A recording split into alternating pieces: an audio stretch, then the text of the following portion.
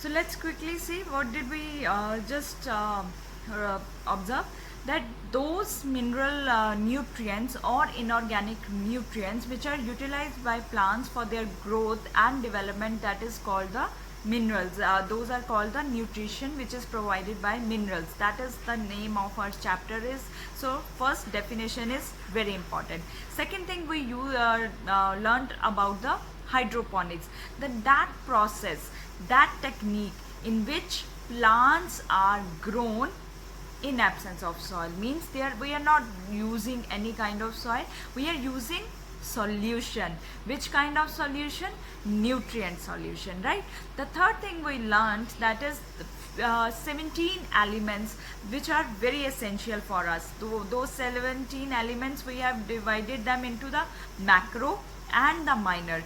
Those which are required from range 1 to 10 mg per gram of the dry weight of the plant tissue, those are in our macro category, and those which are even required less than the 10 mg per gram of dry weight of plant tissue, those are called minor element. So total we have 17, and 9 they are our major, and 88 they are our minor elements. So that is what we have learned in our this video. So now through this animation video, let's see how hydroponic system works.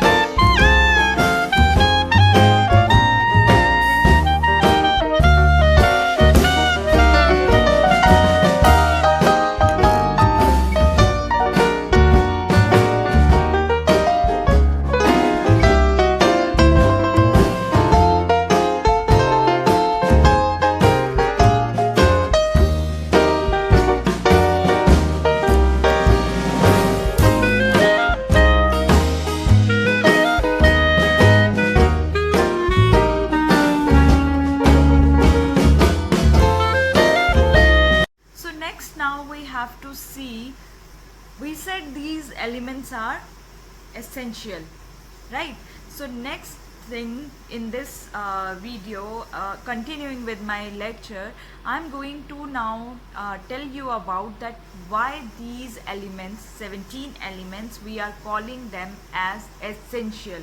What is the criteria? What are those points through which we are saying that these are our essential elements? So that is why we are going to, very important to discuss criteria for essentiality. So let's discuss this.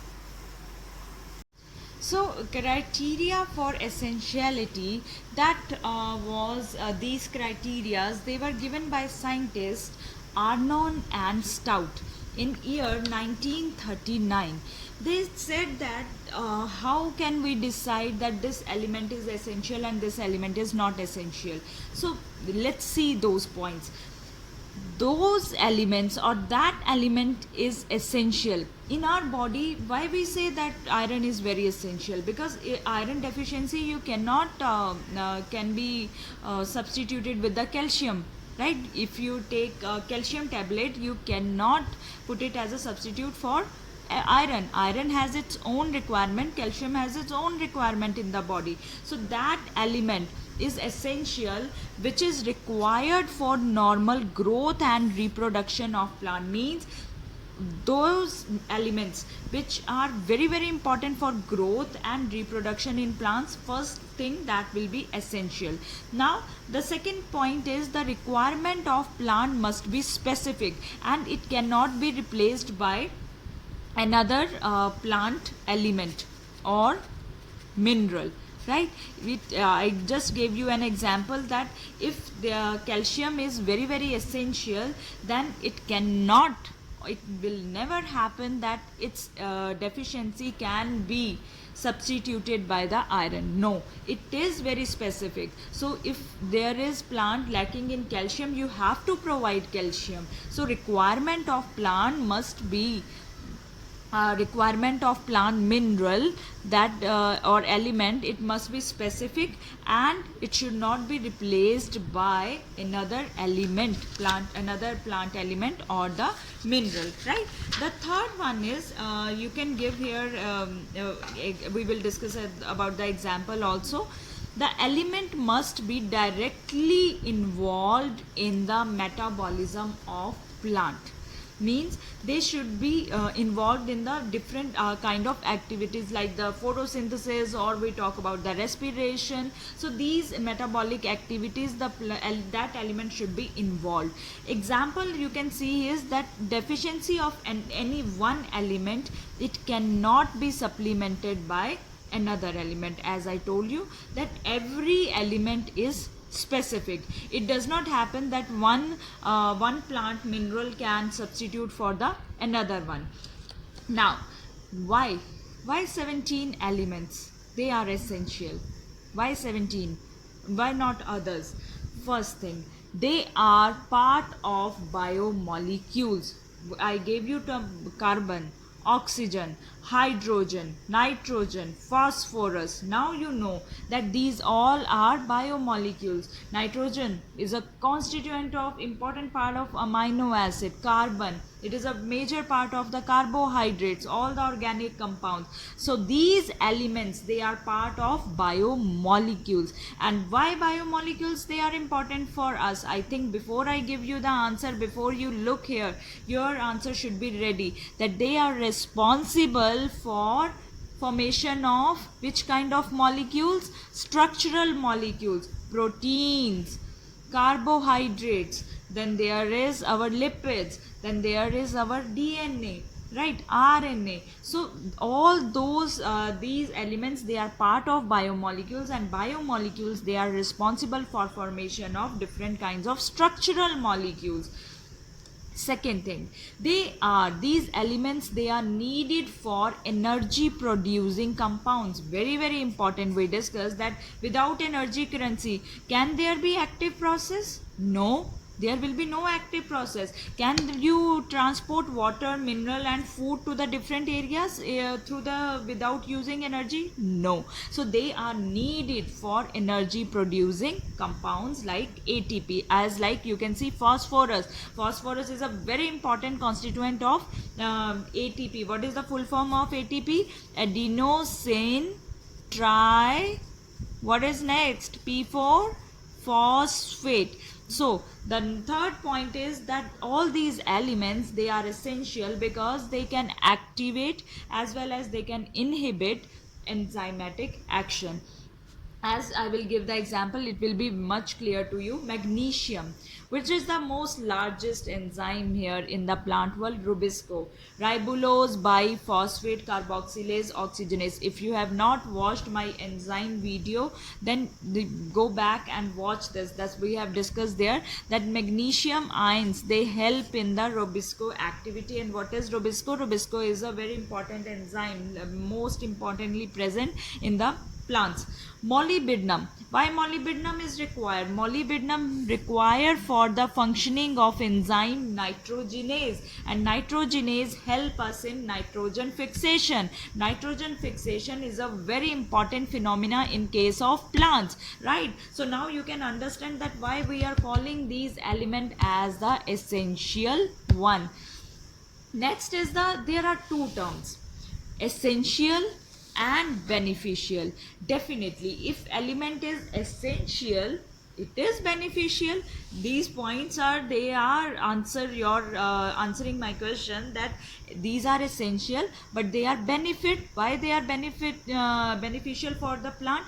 They are biomolecules, they are responsible for the structural thing in the case of plant, they are providing energy in case of plants, they are responsible for activating the enzyme. So that is why,